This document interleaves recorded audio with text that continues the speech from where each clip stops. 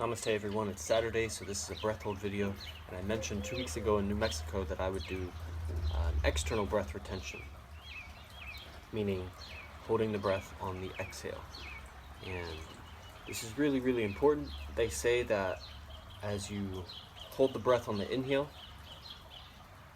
you come closer to knowing yourself and resolving all of the little obstacles to truly understanding yourself.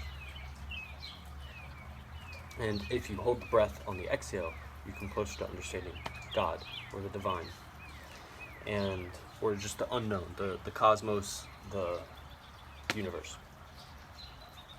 So demonstrate an external breath retention. I have a unlisted video on my pranayama playlist and also in my silent flute 1.0 playlist. That's the beginner's guide to Ujjayi pranayama. The external breath retention is utilized in the Ujjayi pranayama, and there's actually no other pranayamas that I practice that do an external breath retention. However, in 3 weeks I'm going to the Wim Hof seminar in Dallas, Texas, and he utilizes both internal and external breath locks. So I'll quickly demonstrate. In an external breath retention, it's very useful to use the Mulabandha Kriya, or just Mulabandha. You'll know you're doing Mulabandha correctly if you see or feel the skin right above the manubrium between the middle of the throat. If you kind of see that go concave, if it pulls in, that means you're creating a suction in your chest cavity, in your esophagus. Okay, so I'll demonstrate and then maybe some thoughts will come to me.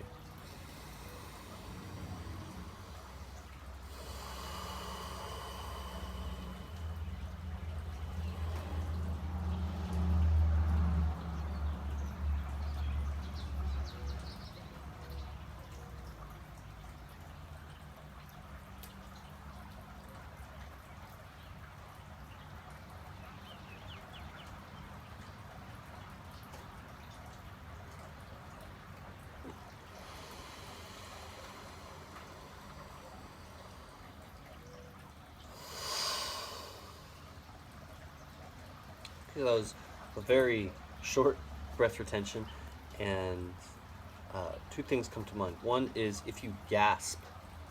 This goes for the internal breath retention, but if you gasp on after you complete the internal retention and you held it too long.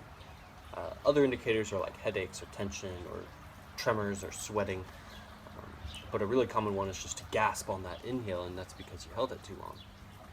On the inhale retentions, if the air bursts out of your lungs, then you held it too long. The second thing I'll say is that Mulabandha and Moolabandha work together, and I've just created a Moolabandha video, but I have to edit it because there's a lot of other things. I was teaching my girlfriend Moolabandha. There's a lot of other things in it that I don't want to put on YouTube, so I have to cut it up. I could record it again, but I'm not really inspired to. I'd rather just edit the video. So I'll post that, and I'll go into Mulabandha again in that Ujjayi pranayama video. It's a 30-minute video in the pranayama playlist on my channel, which if you're not subscribed to my channel, definitely subscribe below. I talk about Mulabandha and Moolabandha. So the Mulabandha and the Moolabandha work together. Mulabandha is it's an emphasis or an awareness of our mind to particular area. Different people say different regions. Some people say it's the upper abdomen from the xiphoid to the navel. Some people say it's the lower abdomen from the navel to the pubic symphysis. I would just say it's this whole region, and it's a pulling in. The Mulabandha is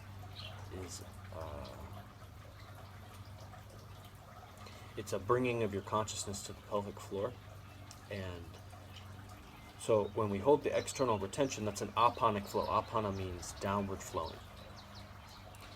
And it can be kind of draining, actually, and make you tired if you don't have bandha work. And so when I'm holding the external retention, that energy that I'm flowing downward, which is the natural kind of muscle pattern of an exhale, the muscle firing goes downward. A little bit of stimulation to the pelvic floor. I think of it as like a trampoline, and it bounces that energy off the pelvic floor and it comes back up. Especially with Uddiyana Bandha. So it bounces, but then the Uddiyana Bandha takes it up. Uddiyana means upward flying. Moolabandha is like the root.